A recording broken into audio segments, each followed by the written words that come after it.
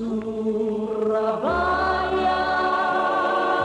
Surabaya, mijn gedachten zijn altijd bij jou. Surabaya, dahulu dikenal sebagai Ujung Galuh, terletak di dataran delta Brantas yang diapit oleh dua anak sungainya, yaitu Kalimas dan Kali Penggirian.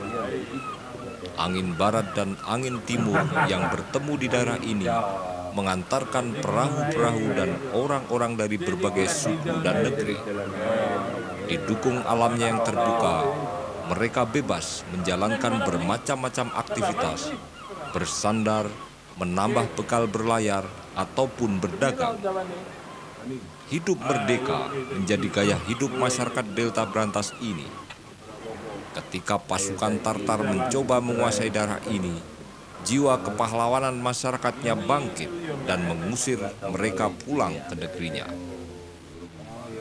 Ketika Surabaya berkembang menjadi kota perdagangan yang cukup penting di Nusantara Timur, tradisi kepahlawanan masyarakatnya tidak pula luntur. Trunojoyo, Untung Suropati, Sawung Galing adalah sosok pahlawan setempat yang sangat dikenang karena mereka pada tempat dan saat yang berbeda muncul sebagai tokoh-tokoh penentang penjajahan Belanda di atas bumi Jawa Timur. Setelah menyadari posisi strategis Surabaya untuk kepentingan kolonialnya, pemerintah Hindia Belanda mengembangkan prasarana-prasarana di kota ini. Pelabuhan, jalan, kantor perdagangan, dan lain-lainnya yang semua dibangun dengan menggusur paksa kampung-kampung yang ada. Perlawanan rakyat pun dilakukan. Mereka menolak bekerja untuk kepentingan kolonial. Bahkan perkumpulan Sinoman yang dulunya hanya mengurusi kematian dan arisan berubah menjadi ajang pembahasan masalah kampung yang bernuansa politis. Dari sinilah pandangan-pandangan mengenai kebangsaan tumbuh subur.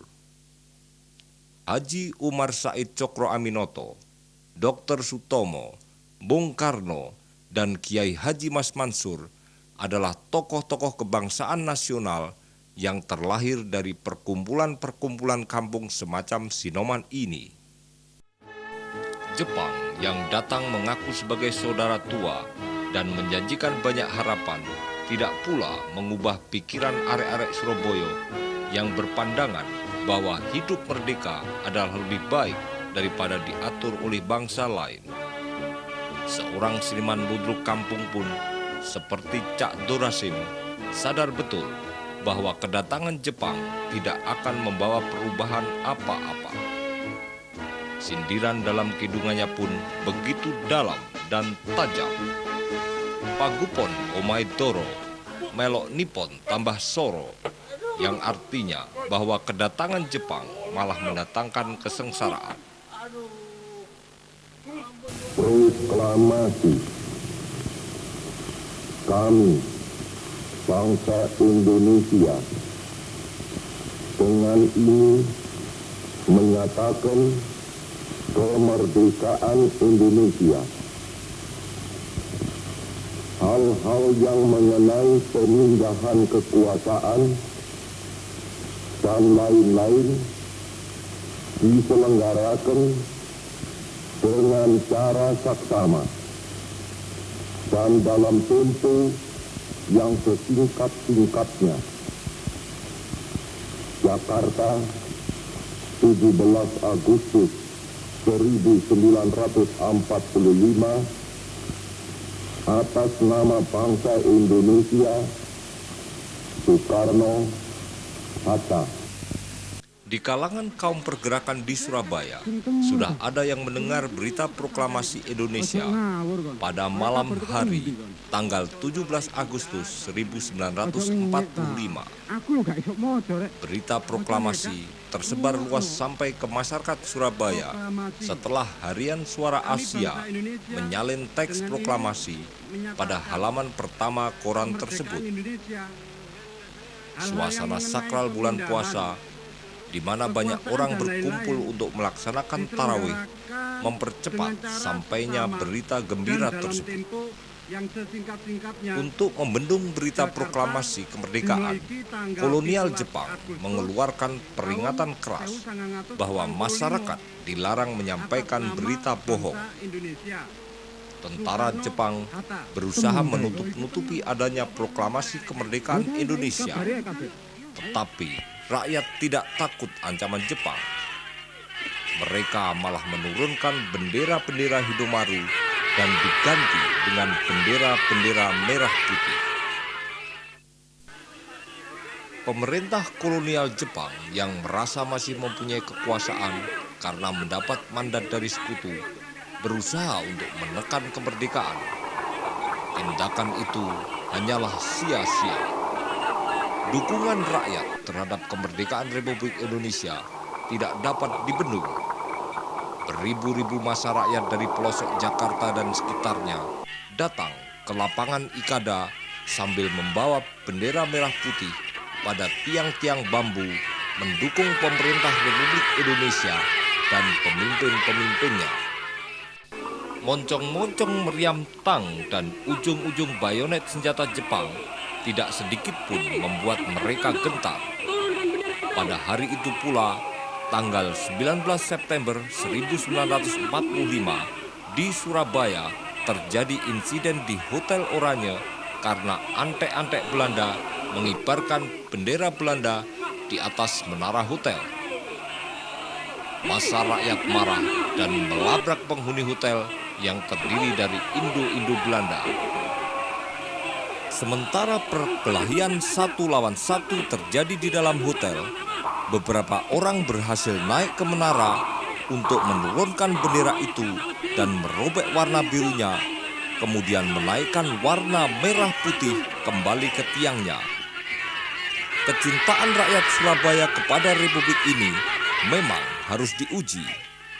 Dan pada keesokan harinya, ribuan massa berkumpul di lapangan Tambak Sari, selanjutnya berbondong-bondong menuju Gedung Pemuda dan Simpang sambil membawa bendera merah putih di tangan masing-masing. Meskipun jarak Surabaya-Jakarta cukup jauh, tetapi bukanlah suatu halangan bagi pejuang Surabaya untuk berkoordinasi demi perjuangan nasional yang lebih kokoh. Instruksi pemerintah pusat agar segera dibentuk badan-badan yang mendukung perjuangan nasional Republik Indonesia ditanggapi dengan cepat oleh tokoh-tokoh perjuangan di Surabaya, baik yang berada di lingkungan pemerintahan maupun di lingkungan badan-badan perjuangan. Komite Nasional Indonesia Surabaya dibentuk tanggal 27 Agustus 1945. Badan Keamanan Rakyat terbentuk pada tanggal 4 September 1945. Pembentukan KNI dan BKR semuanya dilaksanakan di Gedung Nasional Indonesia di Bubutan yang sejak tahun 1931 merupakan tempat berkumpulnya pendekar-pendekar perjuangan nasional Indonesia. Sementara itu, perjuangan bersenjata juga dilakukan dengan usaha pengambil alihan senjata-senjata Jepang yang sudah kalah perang dengan tentara sekutu.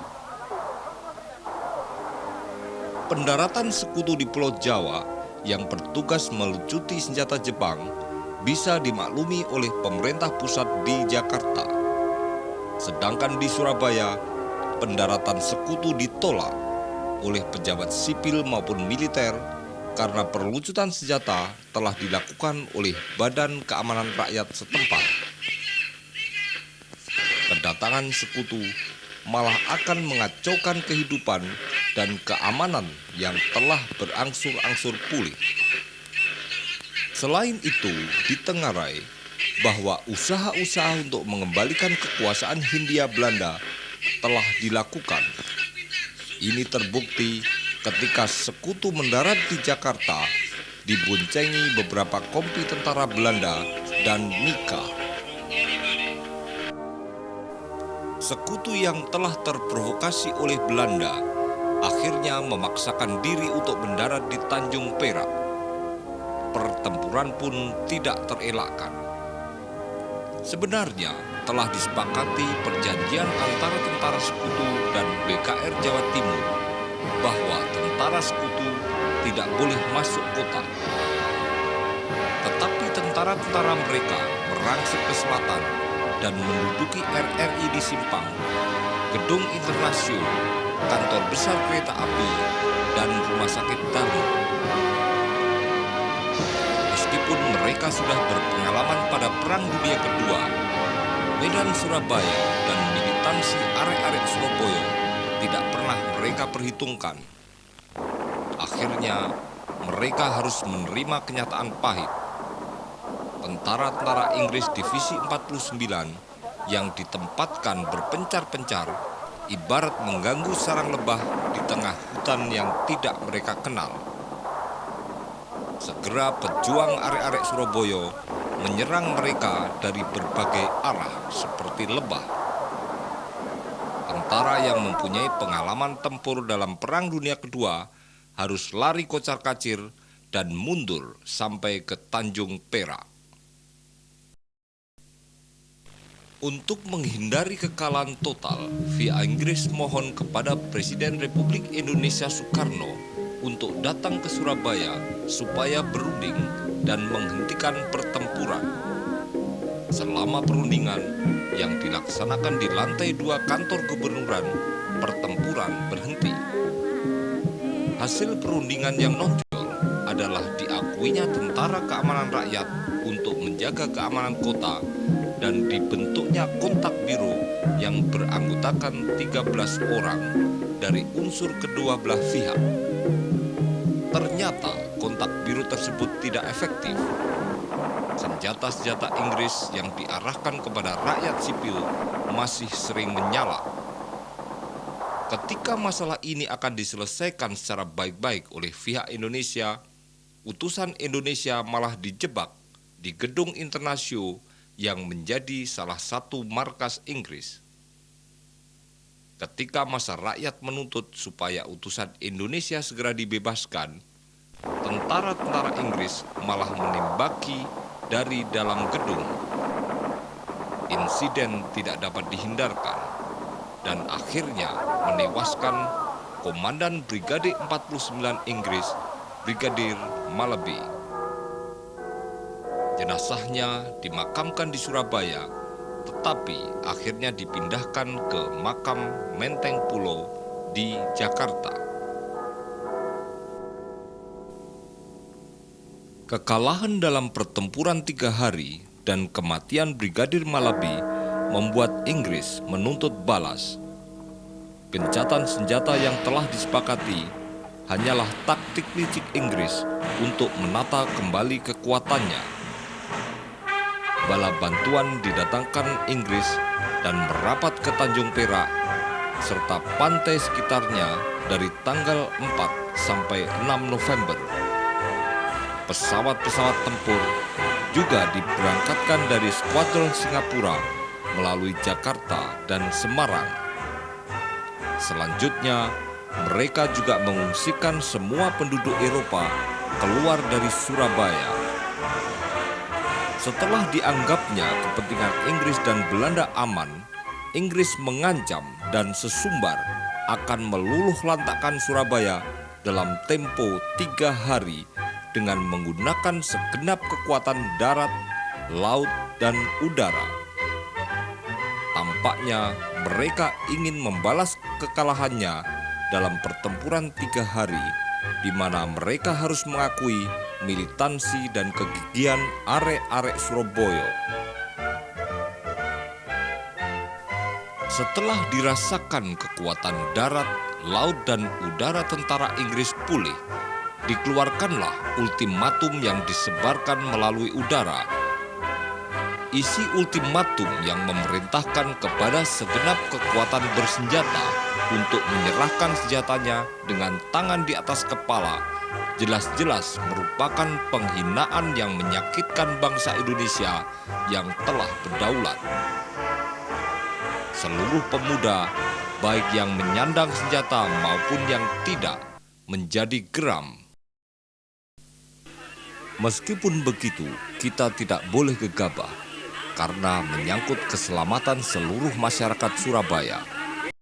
Pengungsian anak-anak dan wanita dipandu oleh para pejuang yang memakai siasat mengosongkan kota dan menyerang musuh dari berbagai penjuru kota. Sementara itu, sebagian ada yang bertahan di dalam kota. Sungkono bersama dengan beberapa pimpinan kelaskaran mengadakan sumpah kebulatan tekad dan berjanji akan mempertahankan kota Surabaya sampai titik darah yang penghabisan. Reaksi Bung Tomo begitu keras. Pidato radionya mengajak seluruh komponen bangsa Indonesia dari berbagai suku dan golongan untuk bersatu padu melawan sekutu yang nyata-nyata ingin mengembalikan penjajahan. Saudara-saudara rakyat jelata sekalian, dengan ultimatum yang telah diberikan oleh tentara Inggris kepada kita itu adalah antara lain minta supaya kita membawa bendera putih untuk menyerah kepada mereka dan menyerahkan segala senjata kita yang telah kita rebut dengan darah dari para tentara Nippon di waktu yang lalu. Saudara-saudara, inilah penghinaan yang terbesar yang telah diterima oleh kita bagi suatu bangsa yang telah merdeka. Nyatalah sekarang bahwa tentara Inggris itu akan mengembalikan penjajahan di atas bumi Indonesia yang telah kita cintai ini sekarang, saudara-saudara. Dengan ini, saudara-saudara sekalian, saya minta saudara-saudara satu tekad dengan kita bersama. Bila mana Inggris minta supaya kita membawa bendera putih kepada mereka itu, menghadap menyerah kepada mereka itu, maka berkatalah kita, selama Indonesia masih mempunyai banteng-banteng yang masih mempunyai darah merah yang dapat membuat setarik kain putih menjadi merah putih, selama itu kita tidak akan bisa menyerah membawa bendera putih kepada siapapun juga. Dalam pertempuran yang baru lalu, kita sudah biasa melihat bagaimana pemuda-pemuda kita dari Maluku, dari Sulawesi, dari Kalimantan, dari Jawa bertempur dengan senyuman di bawah hujan mortir, hujan milis yang semacam itu, saudara-saudara. Maka sekali ini pun saya minta pada saudara sekalian, teguhkan iman saudara. Yakinlah bahwa mati dan hidup itu hanyalah terletak di dalam tangan Allah Subhanahu wa Ta'ala, saudara-saudara. Maka dengan ini saya anjurkan kepada saudara, biarlah kita binasa, asal tetap anak cucu kita, turunan kita kelaknya akan mengenyam kebahagiaan yang disebabkan oleh darah dan jiwa kita ini sekalian. Percayalah, Allah disapin saudara sekalian. Allahu Akbar, Allahu Akbar, Allahu Akbar.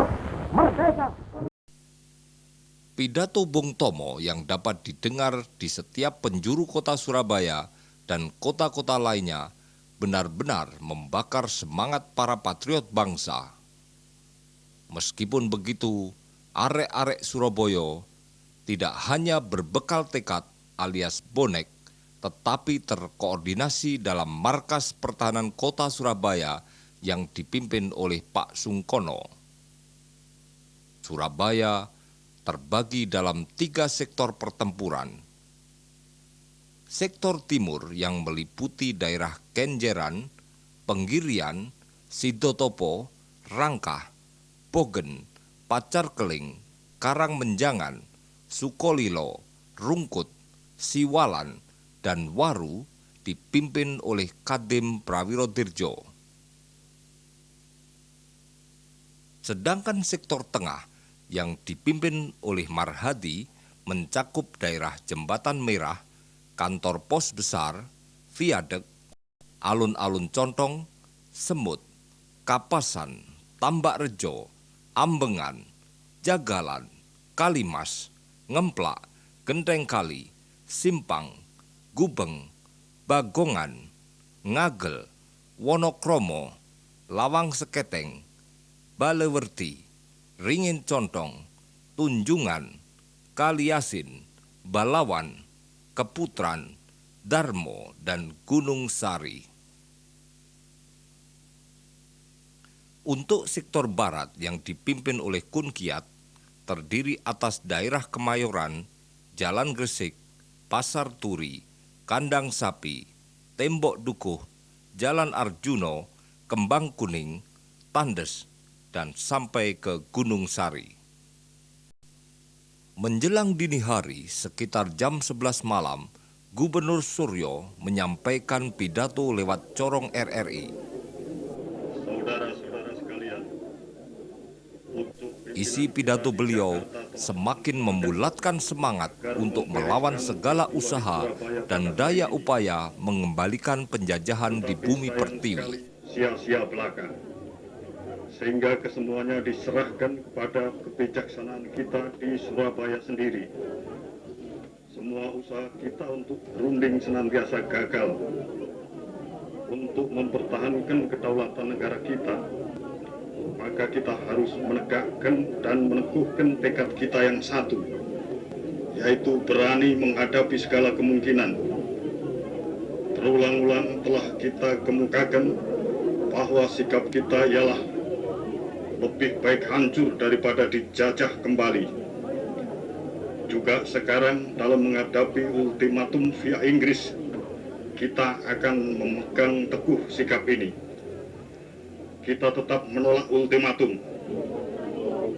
Dalam menghadapi segala kemungkinan besok pagi, mari kita semua memelihara persatuan yang bulat antara pemerintah, rakyat, TKR, polisi, dan semua badan-badan perjuangan pemuda dan rakyat kita. Mari kita sekarang memohon kepada Tuhan Yang Maha Esa. Semoga kita sekalian mendapat kekuatan lahir batin, serta rahmat dan taufik dalam perjuangan. Selamat berjuang. Tepat dini hari, lampu kota dipadamkan. Surabaya menjadi gelap gulita. Malam itu, suasana menjadi tegang. Sebagian masyarakat berbenah-benah untuk mengungsi dan sebagian lain bersiap-siap menyambut ultimatum dengan risiko apapun. Pagi hari, jam 6, mulailah terdengar dentuman meriam berkali-kali dan setelah itu berhenti untuk beberapa saat. Gentarkah arek-arek Surabaya? Tidak.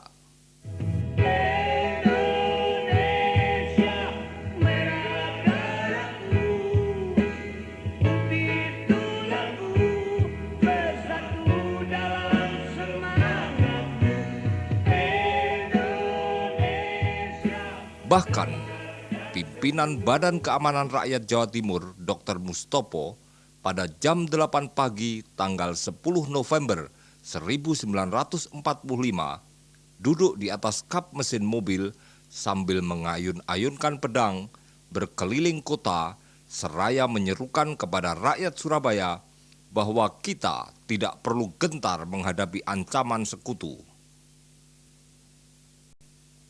Sementara itu, di wilayah Surabaya Utara, sejak jam 7 pagi sudah bergerak tentara Inggris keluar dari markas-markasnya di Tanjung Perak. Dengan pendadakan, mereka melucuti TKR yang sedang berjaga-jaga di gudang-gudang Kalimas. Selanjutnya, mereka bergerak melingkar ke arah Jalan Jakarta, ke Balen, Kalimas Timur, dan berhasil menduduki jembatan Fewerda. Dari utara, kemudian pasukan-pasukan Inggris menuju Sawah Pulau, selanjutnya menyebar ke arah Nyamplungan, Penggirian, Sidotopo, sampai akhirnya ke Kenjeran. Sedangkan pasukan Inggris yang bermarkas di sebelah barat Kalimas menggerakkan pasukannya ke Kebalen dan pabrik rokok Sampurna.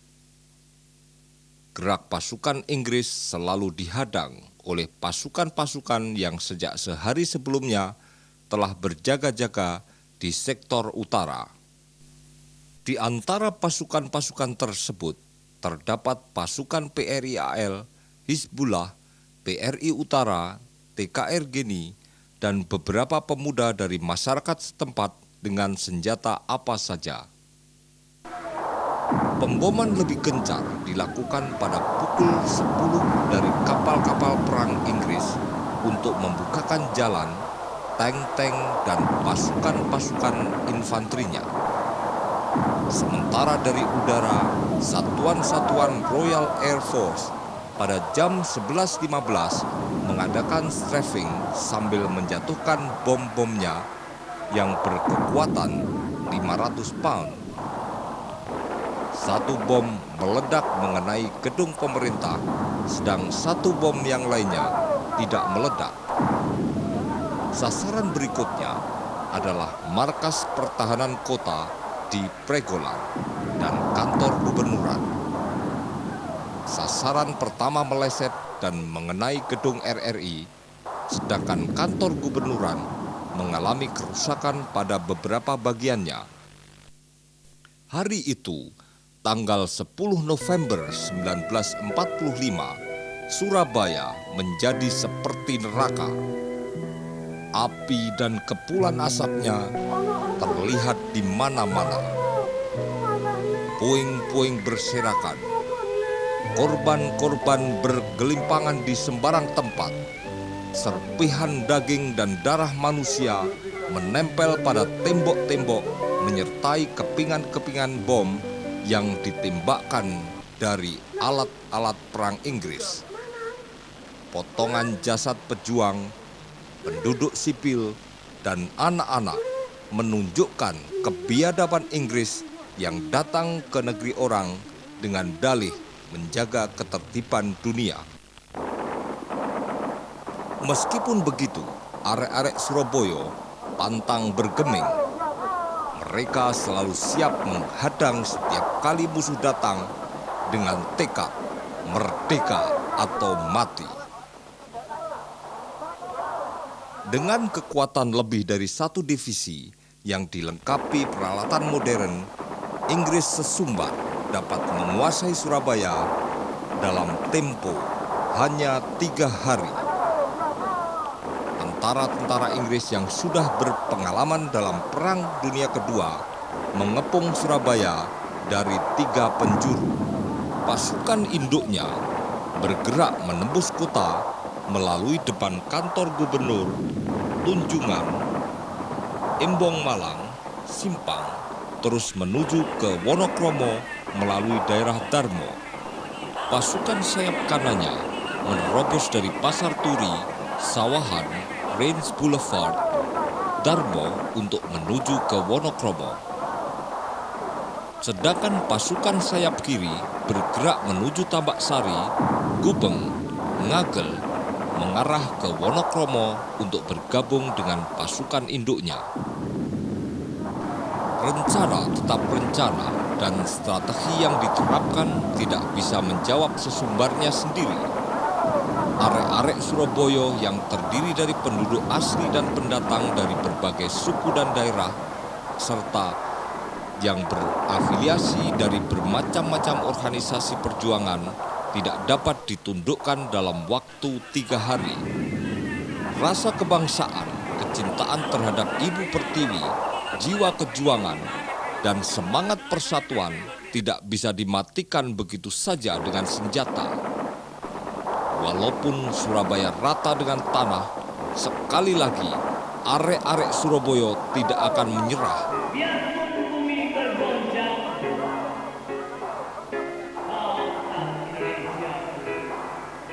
Sekutu baru bisa menguasai Wonokromo dan Waru setelah melalui pertempuran sengit di sekitar kebun binatang dan jembatan Wonokromo.